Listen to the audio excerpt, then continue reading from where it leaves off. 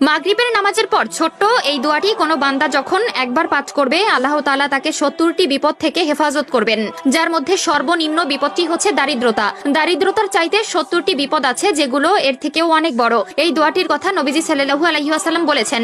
তিনি বলেন, কোনো বান্দা যখন বিপদের মধ্যে পড়বে, মুসনাদে আহমদের বর্ণনায় এসেছে, কোনো বান্দা যখন বিপদের মধ্যে পড়বে তখন যদি বিপদে পড়ার পর সে এই দোয়াটি পড়বে, পড়ার সাথে সাথে আল্লাহ তাআলা তার প্রতি ধেয়ে আসা ৭০টি বিপদ থেকে তাকে রক্ষা করবে।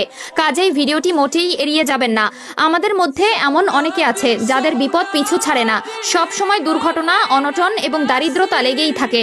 কোনো কিছুতেই যেন তাদের সংসারে উন্নতি আসে না, কিন্তু ছোট্ট এই একটি দোয়ার মাধ্যমে সেই ঘরটি হয়ে উঠবে একটি ফুল বাগিচার মতো সুন্দর রূপে।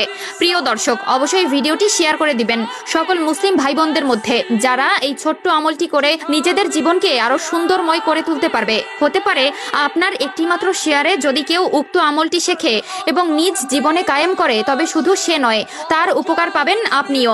কাজেই ভিডিওটি শেয়ার করে দিবেন। মাগরিবের নামাজের পর ছোট্ট এই আমলটি এতটা মারাত্মকভাবে আমাদের জীবনে প্রভাব ফেলে তা হয়তো অনেকেরই অজানা।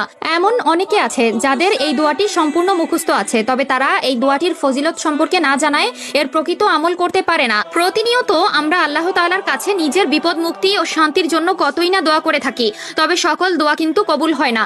কিন্তু ছোট্ট এই দোয়াটি এত পরিমাণ শক্তিশালী, কেউ যদি চলতি পথে এই দোয়াটি পবিত্র অবস্থায় নেক মনে আল্লাহর স্মরণে একবার পাঠ করে, তবে সেই বান্দার আমল নামায় ৭০ লাখ নেকি জমা করা হবে এবং বান্দার করা ৭০ লাখ গুনাহ মাফ করা হবে। দোয়াটি হচ্ছে লা ইলাহা ইল্লাল্লাহু ওয়াহদাহু লা শারীকা লাহু লাহুল মুলকু ওয়া লাহুল হামদ ওয়া হুয়া আলা কুল্লি শাইইন কদির।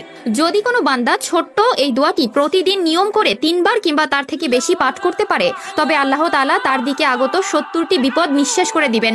উক্ত দোয়াটিতে মহান রাব্বুল আলামিনের প্রশংসা করা হয়েছে, যে দোয়াটি বিভিন্ন হাদিসের মধ্যে উল্লেখিত আছে, যেখানে এটি পড়ার মাধ্যমে অনেক সওয়াব পাওয়া যায়, গুনাহ মাফ হয়। তুমি যদি জান্নাত লাভ করতে চাও ও শয়তানের অনিষ্ট থেকে নিজের নিরাপত্তা লাভ করতে চাও, তাহলে এই দোয়াটি পাঠ করো। এছাড়াও প্রিয় নবী সাল্লাল্লাহু আলাইহি ওয়াসাল্লাম বলেছেন, যে ব্যক্তি সকালে 10 বার এবং সন্ধ্যায় 10 বার এই দোয়াটি পাঠ করবে, সেই ব্যক্তি কিয়ামতের দিন সর্বশ্রেষ্ঠ আলেমকারীদের অন্তর্ভুক্ত হবে। তিরমিজি শরীফ 3471।